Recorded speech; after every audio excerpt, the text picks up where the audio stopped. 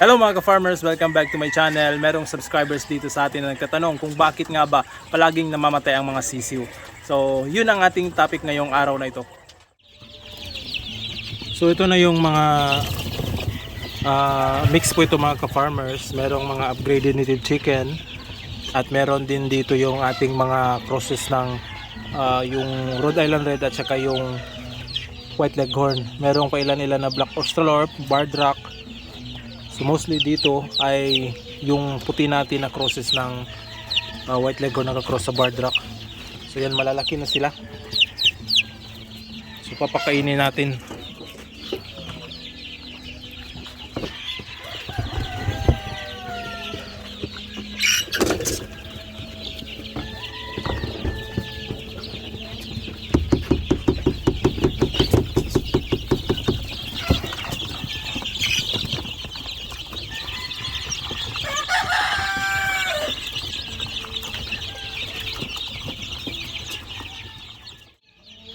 Ito naman yung mga sisiw natin na mga crosses ng game fowl.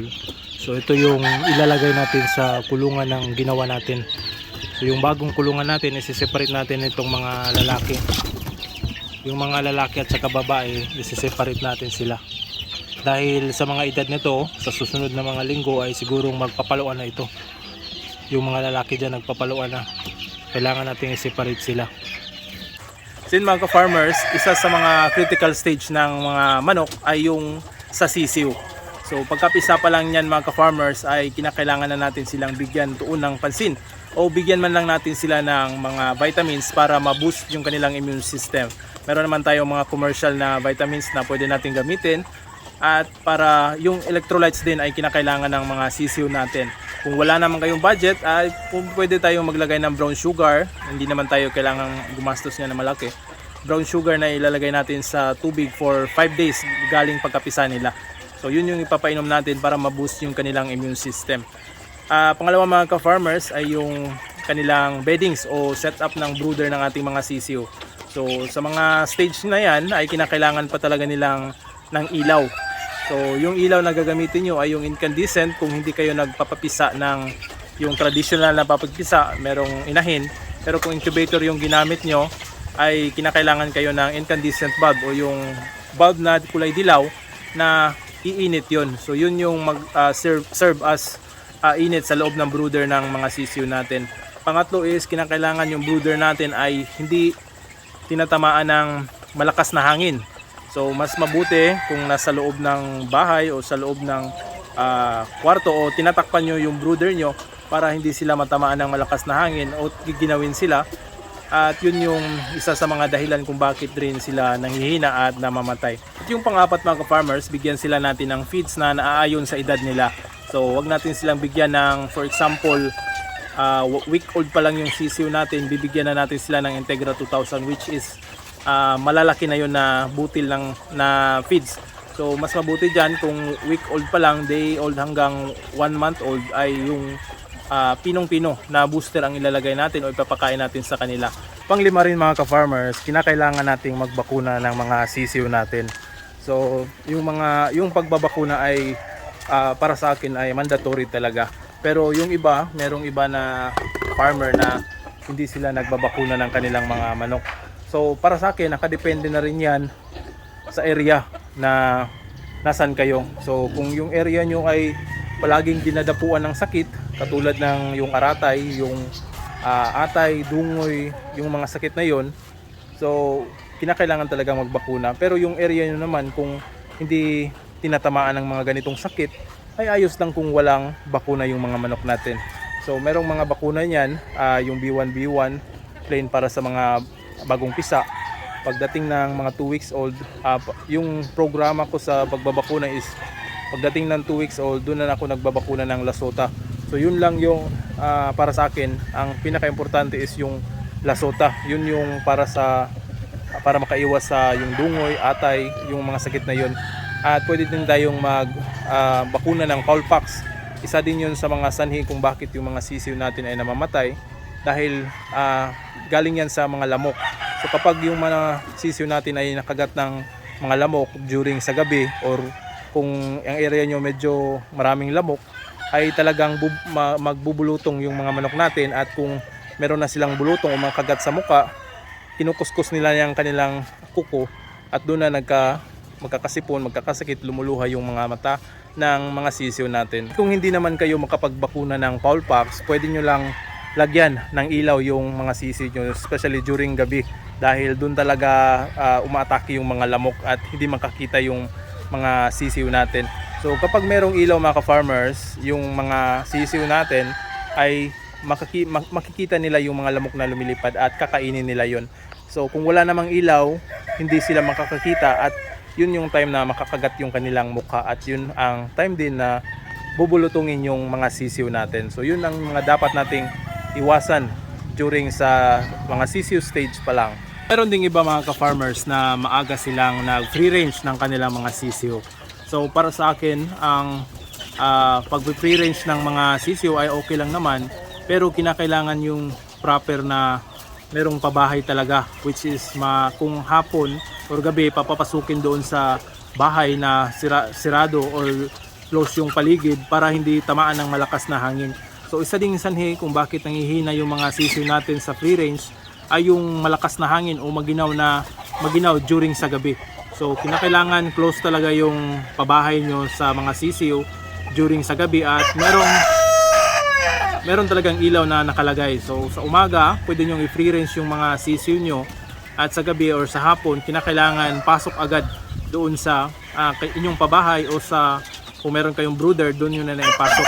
Sa akin dito mga ka-farmers, hindi ako nag-free range ng mga sisiw. Although noon nag-free range ako sa edad ng kapag umabot na sila ng nasa 1.5 months. So 1.5 months old yung mga sisiw natin, pwede ko nang i-free range sila.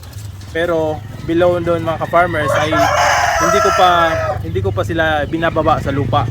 So yun yung mga ginagawa ko dito. At ngayon ay sa panahon ngayon ay hindi na ako nag-free range ng mga sisiw ko. So inaantay ko lang na umabot sila ng 4 months, tsaka ko sila ibababa sa lupa. So nakadepende yan. Yung mga babae, ang usual na ginagawa ko, hindi ko binababa yung babae hanggat hindi sila umabot ng 3 or 4 months. Pero yung mga roosters, yung mga lalaking, kapag marami akong lalaki, usually binababa ko na sila sa lupa. Pagdating nila ng 1.5 months to 2 months old, binababa ko na sila sa lupa. Depende kung meron pang available sa brooder, dahil sa mga roosters naman talaga tayo medyo mahihirapan kapag marami, dahil sila yung nag-uumpisa na magtukaan. So kinakailangan din nating tuunan ng pansin yun. At another thing din mga ka-farmers, sa mga sisiw rin, pagdating sa akin dito, pagdating ng 1 month or kapag na madedetermine ko na yung kanilang gender, ay sineseparate ko na yung mga babae at saka lalaki. So ang purpose nun ay mas dominante kasi yung mga lalaki. So kapag dominante yung mga lalaki, yung mga roosters, sila lang yung makakaubos ng patuka. So kinakailangan isi-separate natin sila, mga babae dyan, mga lalaki dito naman. So yan din ay isa sa mga para hindi ma-stress yung mga babae na mga sisiw natin. Isa ring sanhi o dahilan mga ka-farmers kung bakit namamatay yung mga sisiw natin ay yung pag-feather pecking o yung pagtutukaan. So ang dahilan yan kung bakit sila nagtutukaan ay gutom na yan o naubusan man lang ng tubig. So hindi natin hayaan mga ka-farmers na maubusan ng tubig yung mga sisiw natin, dahil yun ang start ng pagtutukaan nila. Sa pagkain naman, so tamang-tama lang yung bibigay natin.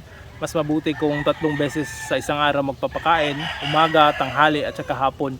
So hindi pa rin natin maiiwasan mga ka-farmers, meron pa rin magpe-feather pecking sa mga sisiw niyan kahit na sinusunod natin yon. Pero pwede natin yang gawa ng pamamaraan, yung mga sisiw na dominante talaga o yung nag-uuna na tumutuka sa mga kasama niya, pwede natin yung kunin at i-separate. So yun yung ginagawa ko rin dito, na kapag kung sino yung pinaka-bully or meron talagang mga matured na talaga o malalaki na talaga sa isang batch, so yun yung titingnan natin at kukunin natin yun para hindi makapang-bully sa ibang mga sisiw. So yun yung isa sa mga dahilan din kung bakit na stress sila at namamatay o nanghihina yung mga sisiw natin. Isa ring bagay mga ka-farmers na natutunan ko ngayong bago pa lang, which is yung namatayan ako ng mga sisiw.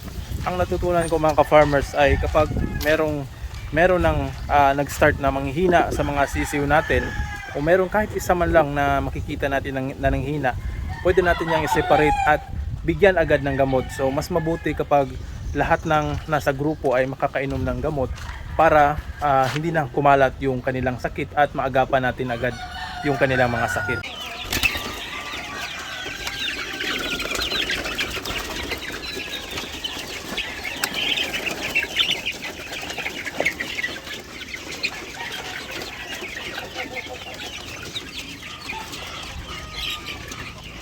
Isang bagay rin mga ka-farmers para hindi palaging sakitin yung mga sisiw natin ay palagi nating palitan yung kanilang tubig.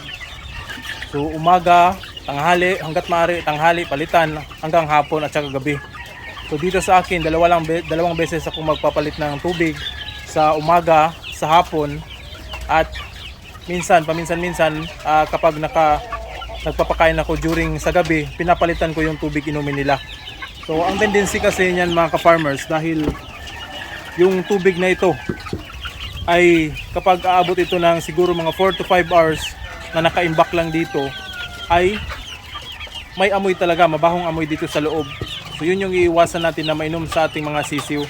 So mas mabuti ay magpapalit tayo parati ng tubig inumin nila para hindi sila sakitin. Especially kapag naglalagay kayo ng vitamins dito mga ka-farmers, na kapag natapos tayong maglagay ng vitamins, merong mga vitamins na kapag hinuhugasan natin pagkatapos mainom natin mga alagang manok, kapag naglilinis tayo sa kanilang waterer, ay mabaho yung amoy ng vitamins. So kinakailangan din nating linisin ng maayos ito. So ako, ang ginagawa ko dyan mga ka-farmers, para totally malinis itong waterer natin, naglalagay ako dun sa water spray bottle. So yung spray na para panggupit, yung mapapansin nyo, yun yung nilalagyan ko ng Sunrox, hinahaluan ko ng tubig. Yun yung ginagamit kong panghugas dito. Dahil sa Sunrox mga ka-farmers, talagang tanggal yung mabahong amoy sa loob ng dito sa loob ng waterer. At saka kapag merong iba na o matagal nating mapalitan ito, ay madulas na yung nasa loob. So yung dulas ay siguradong matatanggal sa Sunrox na hinaluan nating tubig kung yun ang gagamitin natin panghugas. At dual purpose na rin yun. At dual purpose na rin yun dahil panghugas at saka pang disinfect na rin sa ating mga tubig inuman at saka yung feeder natin. Alright? Hello!